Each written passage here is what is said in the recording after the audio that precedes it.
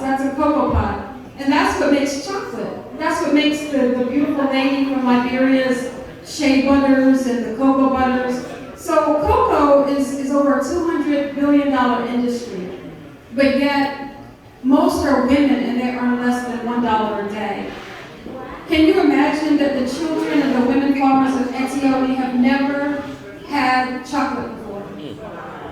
Never had chocolate, and all they know is the cocoa pod and the bean, and they don't know anything more than that. So part of our mission with the organization now is we are planting trees. We have a 1 million tree campaign in West Africa where we're going to be planting not only cocoa trees, but also mango trees to employ women and farmers.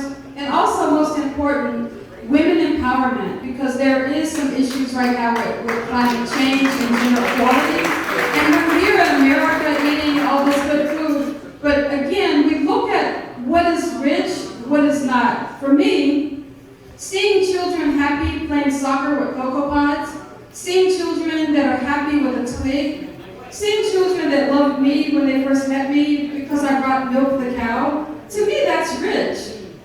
That is rich because they're happy and everything is at Etiole. There's food, there's nature, there's so many things. And so we have to look at ourselves in the Western world and we have to look at what really matters and what really makes us rich. And we're all in the entertainment industry, most of us here, and we think about celebrity status. And I tell everyone, you see celebrities in this room. Tanya's been in many pictures. Christian Brewer has ripped the runway. He's working. You know, we're having some technical issues and everyone's still excited. You understand? So you tonight have joined a family. And the family that we have cares. And we take the time to, like Jack Britt came 2 years ago through the Zooms, through the communications, and now he's part of a global family, and everybody received him from Canada and knows who he is. So I just want to remind each and every one of you that you're part of a global family. Professor Carl Badosh has been with us for a while.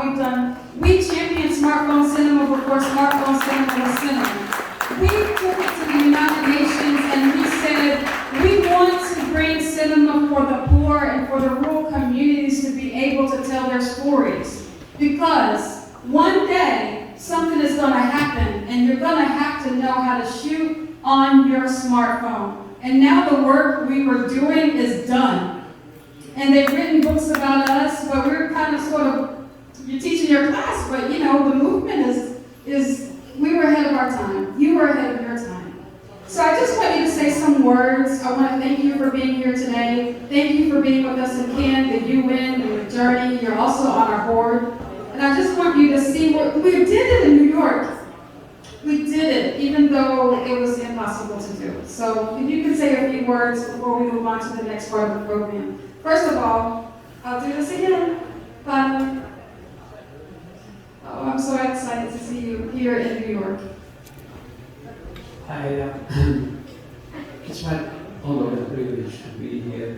This is not the only time you are actually celebrating, because it was just about 10 years ago that you were the very first one who introduced in the Cannes at the festival at the Marché du Film. You started a brand new movement, which is you invited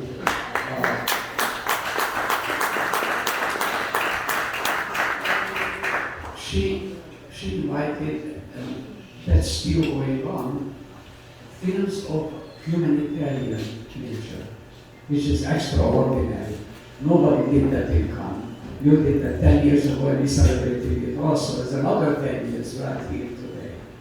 So we met there, we met in Cannes, and you were again the first one 4 years ago who introduced in Cannes, again, at the Marché du Film, humanitarian films shot on the mobile phone. And of course, you knew it very well, that the mobile phone is, in the words of an executive from the Mobile Film Conference, said that the mobile phone goes even beyond just shooting. The mobile phone is the most easily available, inexpensive computer in the hands of poor people around the world. So through this device, they all can connect. And of course, we celebrated with the humanitarian awards that you also introduced for the mobile phone. So she is number one in terms of starting new movement. I'm gonna take the mic and say, I didn't give you money, but do I need to pay you? All these compliments have me blushing, thank you. And one more. She is the one we introduced at the United Nations, that we organized a workshop and then with a festival. And guess who we met there who won an award? Is our Jaguar over there, who was a cross-cultural ambassador at this event. Congratulations. Let's celebrate these multiple different 10 years.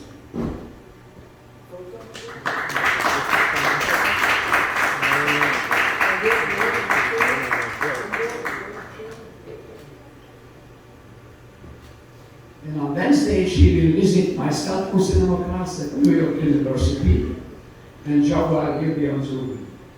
We look forward to that, to your meeting with the students whom you will inspire. Thank you so much. I love you. And I want to say that I know the time. We're so proud of Jack Ritt because he's our youth. Okay, so and Eve and Bill Pomerantz with Son of the South, executive produced by Spike Lee and Barry Alexander Brown, know they met Jack Ritt. He started as an intern and went to the boardroom, now to advisor, and tells me how to do things. And that's what it's about. It's about paying it forward. You give your information to the youth, you help them as much as you can in hopes that they're going to come back and tell you what to do. And I think that that's the habit that we need to have as we're in a new generation in action. Jack Ritt, I'm very proud of you, and many are proud of you. He is a businessman, as you saw earlier, on down to Punjabi hip hop. And the fashion show that we've had is amazing for me, being part Native American.